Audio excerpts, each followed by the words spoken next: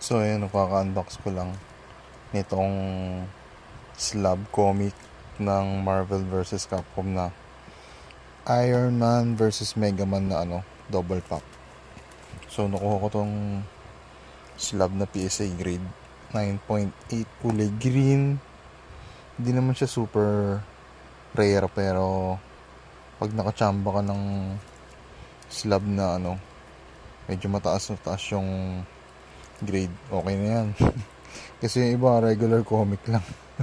Kaya pwede na yun. Last year ganito din kulay yung nakuha ko sa dun sa Spectra pack, yung Venom tsaka Spider-Man.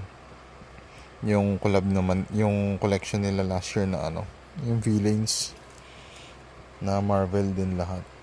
Actually nakompleto ko nga to itong collection nila this year. Binenta ko lang yung iba tsaka kinonsign. Pero nakuha ko siya lahat. So yun lang.